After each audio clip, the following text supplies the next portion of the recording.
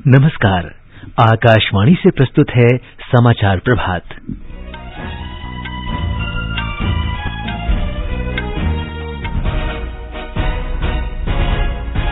प्रधानमंत्री नरेंद्र मोदी आज सुबह 11 बजे एक कार्यक्रम में केंद्रीय बजट पर चर्चा करेंगे। लोकसभा और राज्यसभा में आज राष्ट्रपति के अभिभाषण पर धन्यवाद प्रस्ताव पर चर्चा शुरू होगी। रक्षा मंत्रालय ने भारतीय वायुसेना में महिला लड़ाकू विमान पायलटों को शामिल करने की प्रायोगिक योजना को स्थायी बनाने का निर्णय लिया। केंद्र सरकार ने अपने कर्मचारियों के लिए बायोमेट्रिक उपस्थिति का निलंबन इस महीने की 15 तारीख तक बढ़ाया।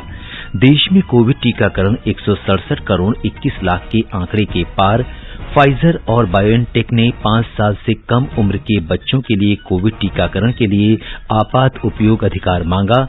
उत्तर प्रदेश विधानसभा चुनाव के लिए भारतीय जनता पार्टी ने 17 उम्मीदवारों की एक और सूची जारी की। भारतीय कप्तान मिताली राज आईसीसी एक दिवसीय महिला बल्लेबाजों की रैंकिंग में दूसरे स्थान पर पहुंची और आईसीसी अंडर 19 क्रिकेट विश्व कप के सेमीफाइनल में आज भारत का सामना ऑस्ट्रेलिया से। समाचार प्रभात में अलका सिंह के साथ मैं सिद्धार्थ सिंह। देश के कई हिस्सों में कोरोना संक्रमण तेजी से फैल रहा है। हमारी अपील है कि आप सतर्क रहें और 15 से 18 वर्ष के किशोरों सहित अन्य लोगों के टीकाकरण में मदद करें। कोरोना वायरस के नए स्वरूप ओमिक्रॉन से चिंताएं बढ़ी हैं। सुरक्षित रहने के लिए कृपया 3 सरल उपायों का पालन अवश्य करें। मास्क पहनें, 2 गज की सुरक्षित दूरी बनाए रखें, हाथ और चेहरा साफ रखें। कोविड से संबंधित किसी भी जानकारी और मार्गदर्शन के लिए राष्ट्रीय हेल्पलाइन नंबर 011-2397-8046 और 1075 पर संपर्क करें। अब समाचार विस्तार से। देश के 75वें स्वतंत्रता दिवस के उपलक्ष्य में आजादी का अमृत महोत्सव के अंतर्गत सरकार अनेक गतिविधियों का आयोजन कर रही है। इस अवसर को जन उत्सव के रूप में मनाते हुए आकाशवाणी समाचार ने स्वतंत्रता संग्राम और उसके गौरवशाली इतिहास पर विशेष क्विज शुरू किया है। प्रत्येक सोमवार और मंगलवार को समाचार प्रभात में प्रसारित होने वाला ये क्विज 15 अगस्त 2022 तक जारी रहेगा। भारतीय डाक विभाग अमृत महोत्सव क्विज में आकाशवाणी समाचार के साथ सहयोगी के रूप में शामिल है। कल के अमृत महोत्सव क्विज का प्रश्न था, उस महान कवि और स्वतंत्रता सेनानी का नाम बताएं जिसने महान कृति पंचाली सभाथम की रचना की थी, जिसमें भारत को द्रौपदी, ब्रिटिश शासन को कौरव और स्वतंत्रता सेनानियों को पांडव के रूप में चित्रित किया गया था। इस प्रश्न का सही उत्तर है सुब्रमण्यम भरतियार।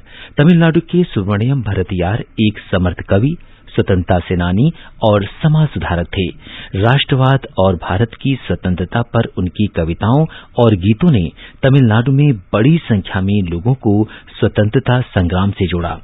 आकाशवाणी समाचार को दुनिया भर से बड़ी संख्या में श्रोताओं से इस प्रश्न का उत्तर मिला है और हमारे भाग्यशाली विजेता हैं लोधी कॉलोनी, दिल्ली के स्वप्निल श्रीवास्तव। नमस्कार, मेरा नाम स्वप्निल है। मैं एक छात्र हूँ। मैं आकाशवाणी पर समाचार प्रतिदिन सुनता हूँ, जिसके कारण से मुझे काफी रोचक और महत्वपूर्ण जानकारी मिलती है। आजादी के अमृत महोत्सव पर्व पर मैं सभी देशवासियों को, खासकर युवाओं को, अपनी तरफ से बधाई देना चाहूंगा और मेरी यही इच्छा है कि इस महोत्सव पर हम सभी अपने स्वतंत्रता सेनानियों को और अच्छे से जान पाएं, जिन्होंने अपने प्राणों की आहुति दी, और इस महोत्सव में हम खूब बढ़ चढ़ करके हिस्सा लें। अमृत महोत्सव क्विज का अगला प्रश्न सोमवार 7 फरवरी को पूछा जाएगा। आइए आकाशवाणी समाचार के साथ अमृत महोत्सव क्विज में भाग लेकर देश के 75वें स्वाधीनता दिवस समारोह में शामिल हों। और अब समाचार विस्तार से।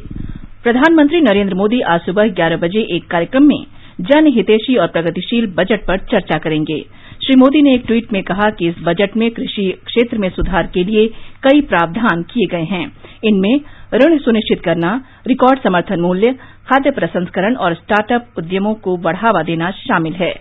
प्रधानमंत्री ने विश्वास व्यक्त किया कि कठिन परिश्रमी छोटे किसानों को सरकार के इन उपायों से लाभ होगा। उन्होंने कहा कि आज के आत्मनिर्भर भारत का बजट देश के विकास पथ में नई ऊर्जा और शक्ति लाएगा, विशेषकर ऐसे समय में जबकि हम वैश्विक महामारी का सामना कर रहे हैं।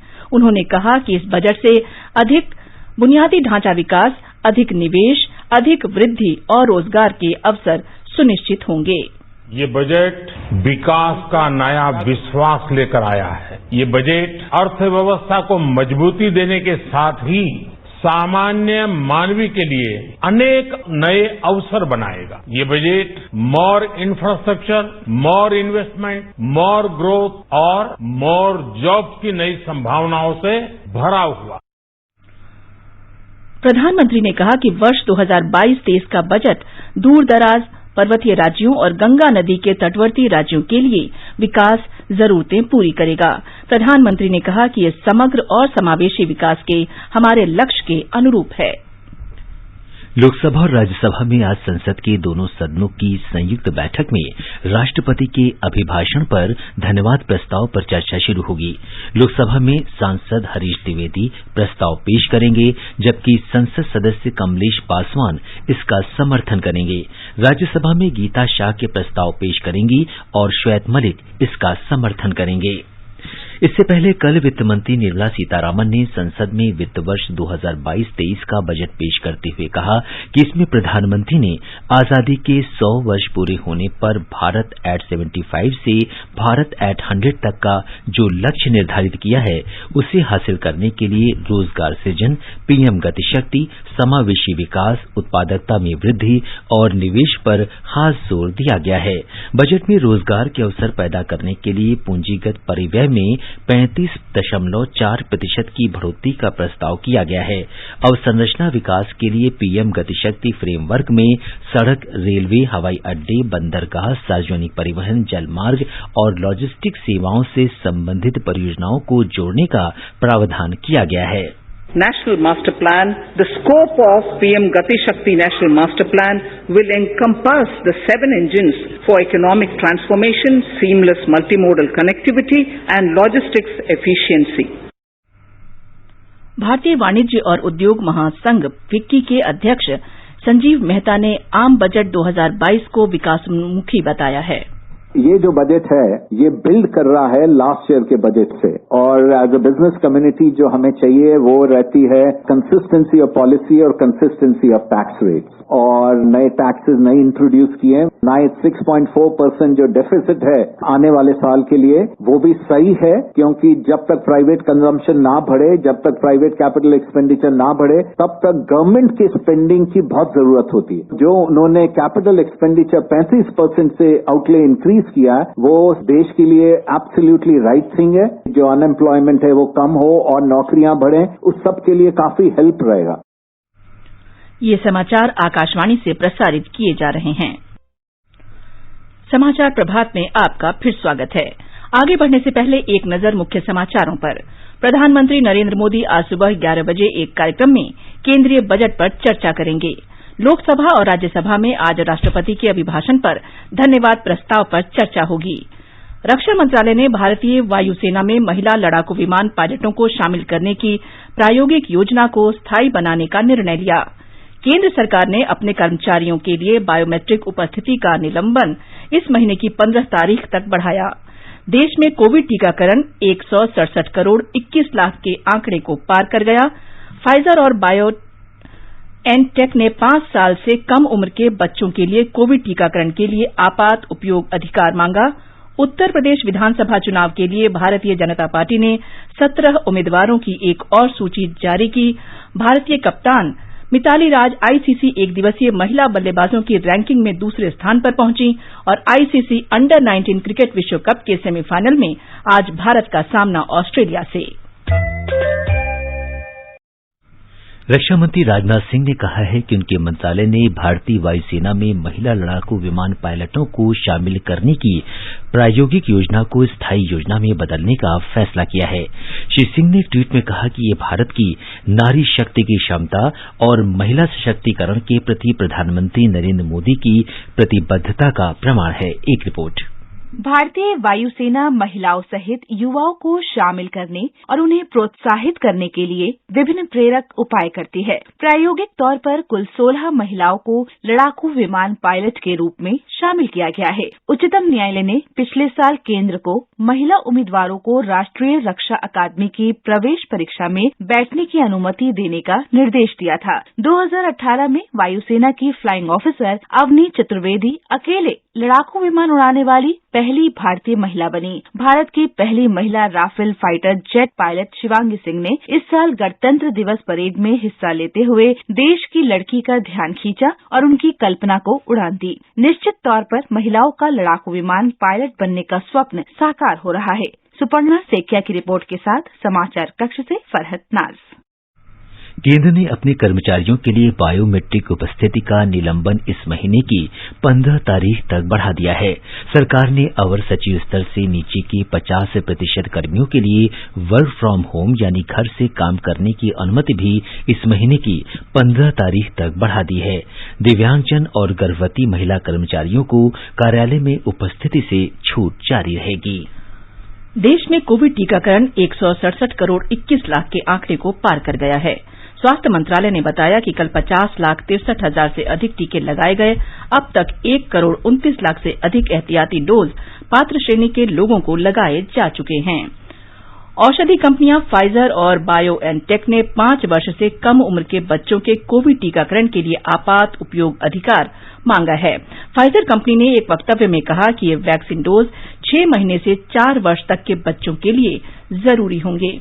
इससे उनमें मौजूदा और संभावित कोविड वेरिएंट के खिलाफ प्रतिरोधी क्षमता बढ़ेगी।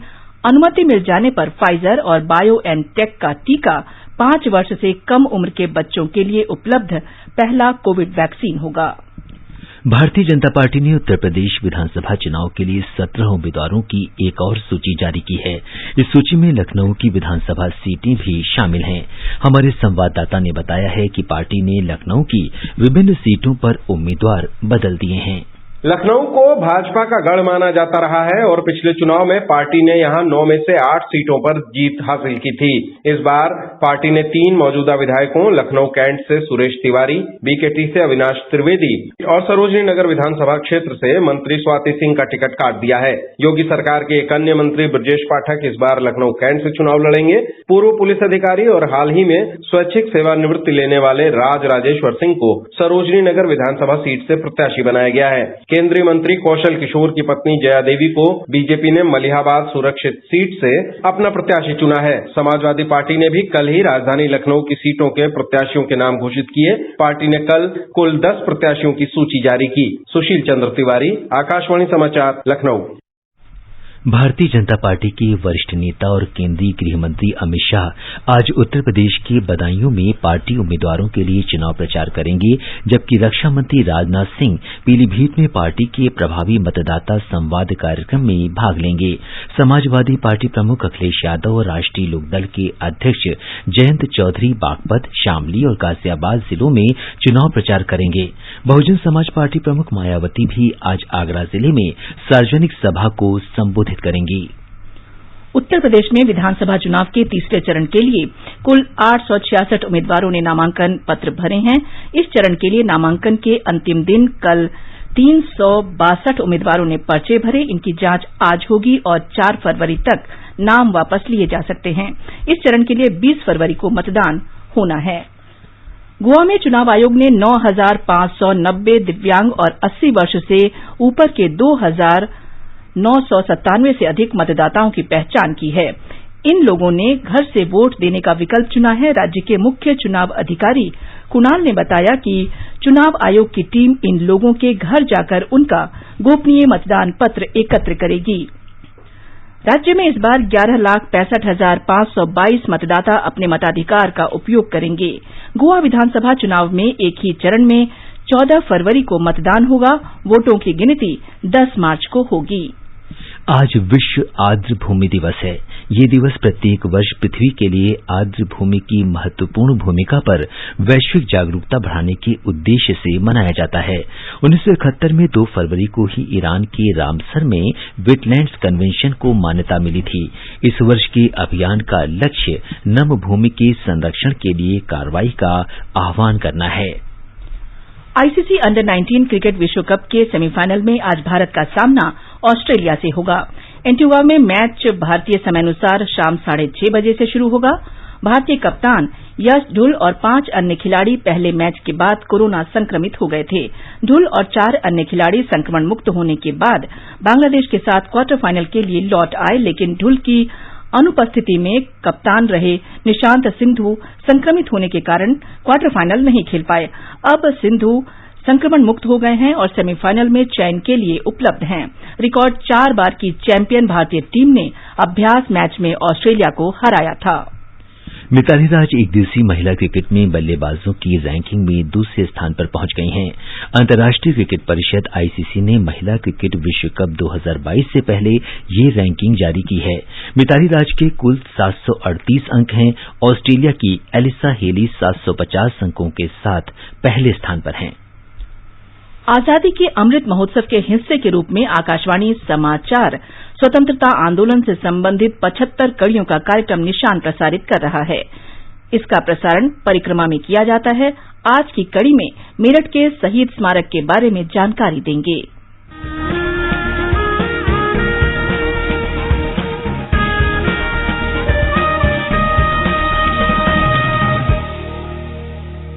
स्वाधीनता संग्राम के वे निशान जो साक्षी हैं हमारे सेनानियों के संघर्ष और बलिदान के। आकाशवाणी समाचार ला रहा है विशेष श्रृंखला निशान। हर बुधवार को शाम 4:45 पर कार्यक्रम परिक्रमा में FM गोल्ड 100.1 मेगाहर्ट्ज पर।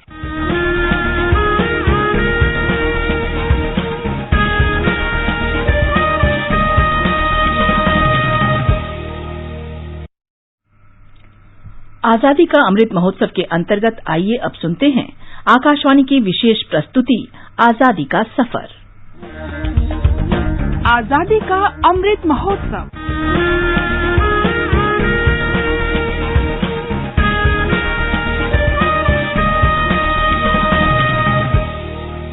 आजादी का सफर आकाशवाणी के संग एक राष्ट्र का जन्म, भारत का शानदार स्वाधीनता संघर्ष आधुनिक विश्व के महानतम संघर्षों में से एक है। आकाशवाणी से हम आपके लिए प्रतिदिन ला रहे हैं इस शानदार संघर्ष की एक झलक। आज की घड़ी में हम स्वतंत्रता सेनानी और स्वतंत्र भारत की पहली स्वास्थ्य मंत्री राजकुमारी अमृत कौर का स्मरण करते हैं, जिनका जन्म 2 फरवरी 1887 को लखनऊ में हुआ था। अमृत कौर ने इंग्लैंड के ऑक्सफोर्ड विश्वविद्यालय में अपनी शिक्षा पूरी की और 1918 में भारत लौट आईं। गोपाल कृष्ण गोखले और महात्मा गांधी जैसे नेताओं के साथ बातचीत से प्रभावित होकर वे राष्ट्रवादी विचारधारा की ओर आकर्षित हुईं। महात्मा गांधी से जुड़े अपने अनुभव साझा करते हुए उन्होंने कहा था, जिस बात ने मुझे बापू की ओर आकर्षित किया वो थी आंदोलन में महिलाओं की भागीदारी का समर्थन और नारी शक्ति में उनका विश्वास। ये उस देश की एक महिला के लिए साहसिक आह्वान था जहां महिला घरेलू कार्यों में उलझी रहती थी और अपने स्वामी की सेवा के लिए ही उपयुक्त मानी जाती थी। प्रारंभ में उन्होंने खुद को सामाजिक सुधारों, खासकर महिलाओं से संबंधित सुधारों में शामिल किया। नतीजतन उन्होंने पर्दा प्रथा, देवदासी प्रथा और बाल विवाह के खिलाफ लड़ाइयां लड़ी। 1927 में उन्होंने अखिल भारतीय महिला सम्मेलन की स्थापना में मदद की और बाद में इसके अध्यक्ष के रूप में भी कार्य किया। 1930 में उन्हें दांडी मार्च में भाग लेने के लिए कारावास की सजा हुई। उन्होंने साबरमती आश्रम में शामिल होने के लिए अपनी सारी सुख सुविधाओं का त्याग कर दिया। ब्रिटिश अधिकारियों ने राजकुमारी अमृत कौर पर राजद्रोह का आरोप लगाया और 1937 में उस समय गिरफ्तार कर लिया जब वे वर्तमान खैबर पख्तूनख्वा में बनू के लिए सद्भावना मिशन पर गई थीं। उन्होंने 1942 में भारत छोड़ो आंदोलन में भाग लेने के लिए शिक्षा सलाहकार बोर्ड के सदस्य पद से त्याग पत्र दे दिया, जिसके लिए उन्हें गिरफ्तार कर लिया गया। स्वतंत्र भारत की अपनी लड़ाई में वे संविधान सभा की महिला सदस्यों में से एक बनी। वे मौलिक अधिकारों संबंधी उपसमिति और अल्पसंख्यकों संबंधी उपसमिति की सदस्य भी थी। स्वतंत्रता के बाद उन्होंने अखिल भारतीय आयुर्विज्ञान संस्थान एम्स की स्थापना में महत्वपूर्ण भूमिका निभाई। उन्होंने भारतीय बाल कल्याण परिषद की भी स्थापना की। 1950 में उन्हें विश्व स्वास्थ्य सभा का अध्यक्ष चुना गया। राजकुमारी अमृत कौर आजीवन लोगों की भलाई के लिए काम करती रहीं। हम इस महान स्वतंत्रता सेनानी को नमन करते हैं। आज हम गांधीवादी स्वतंत्रता सेनानी वेल्लालोर अन्नास्वामी सुंदरम को भी याद करते हैं, जिनका जन्म 2 फरवरी 1896 को कोयम्बटूर में हुआ था। वे महात्मा गांधी के सहयोगी और मदन मोहन मालवीय के विश्वास पात्र थे।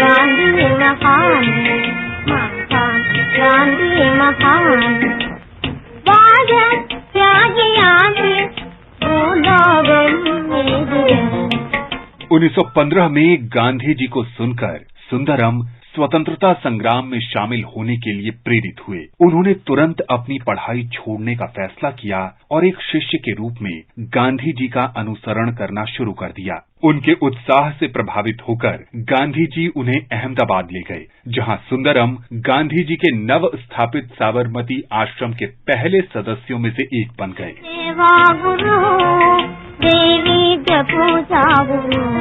कोयम्बटूर और मद्रास वापस आने पर सुंदरम ने गांधी जी की ग्राम विकास की अवधारणा को लागू करने और बुनाई और कताई गतिविधियां शुरू करने की दिशा में काम किया। सुंदरम ने तमिलनाडु के प्रमुख स्वतंत्रता सेनानियों सी राजगोपालाचारी, सी विजय राघवाचार्य और सुब्रमण्यम अय्यर के साथ घनिष्ठ और सौहार्दपूर्ण संबंध बनाए। उनके मार्गदर्शन में और गांधी जी के समर्थन से वे 1925 में वाइकोम सत्याग्रह, 1930 के नमक सत्याग्रह और सविनय अवज्ञा अभियानों में लगे रहे। 1931 की शुरुआत में उन्हें मद्रास में गिरफ्तार किया गया। लंदन में दूसरे गोलमेज सम्मेलन में भाग लेने से पहले गांधी जी ने अपने प्रतिनिधि के रूप में सुंदरम को यूरोप भेजा, जहां उन्होंने कई देशों की यात्रा की और भारतीय स्वतंत्रता के लिए राजनीतिक नेताओं से मुलाकात की।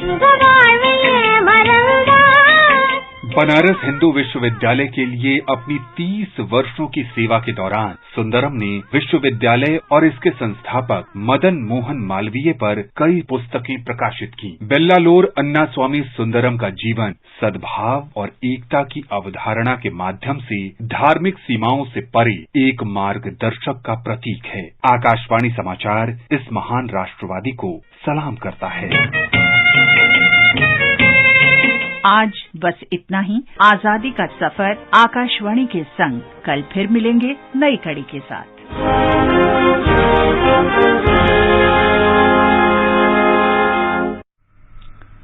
आजादी का अमृत महोत्सव के लिए सभी उपभोक्ताओं को शुभकामनाएं। हॉलमार्क सोने की शुद्धता सुनिश्चित करता है। हमेशा हॉलमार्क वाले सोने के आभूषण खरीदें। उपभोक्ता संबंधित किसी भी शिकायत के लिए कृपया राष्ट्रीय उपभोक्ता हेल्पलाइन के टोल फ्री नंबर 14404 पर संपर्क करें। उपभोक्ता मामले विभाग भारत सरकार द्वारा जनहित में जारी। जागो ग्राहक जागो। और अब एक नजर आज के मौसम पर। राष्ट्रीय राजधानी दिल्ली में आज कोहरा छाये रहने की संभावना है। तापमान 8 से 21 डिग्री सेल्सियस के बीच रहेगा। कोलकाता और चेन्नई में आज सुबह कोहरा छाया रहा। मुंबई में आसमान साफ रहेगा। इन महानगरों में न्यूनतम तापमान 16 और अधिकतम 31 डिग्री सेल्सियस के बीच रह सकता है। उत्तर में श्रीनगर, जम्मू और लेह में बादल छाये रहेंगे। गिलगित और मुजफ्फराबाद में हल्की वर्षा हो सकती है। इन शहरों में न्यूनतम तापमान 0 से 14 डिग्री नीचे और अधिकतम 19 डिग्री सेल्सियस रहेगा। दक्षिण में विशाखापत्तनम, बेंगलुरु और हैदराबाद में सुबह कोहरा छाया रहा। बाद में आसमान साफ रहने की संभावना है। इन शहरों में तापमान 15 से 32 डिग्री सेल्सियस के बीच रहने के आसार हैं।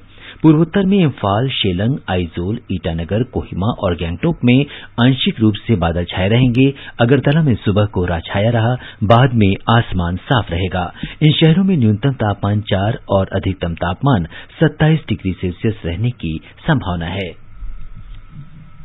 ये समाचार हमारी वेबसाइट newsoneir.gov.in/हिंदी पर भी उपलब्ध हैं। और अलका, आप बताएं कि आज के समाचार पत्रों में क्या विशेष है। जी सिद्धार्थ, वित्त मंत्री निर्मला सीतारामन द्वारा कल संसद में पेश किए गए आम बजट को सभी अखबारों ने अपनी सुर्खी बनाया है। दैनिक जागरण ने इसे सुर्खी दी है, दूरदर्शी बजट, लक्ष्य स्वतंत्रता के 100वें वर्ष तक सशक्त समर्थ भारत, सौगातों का शोर नहीं, भविष्य पर जोर। जनसत्ता ने अपनी बैनर हेडलाइन में लिखा है, वित्त मंत्री ने दिखाए उम्मीदों के पूरे 25 वर्ष।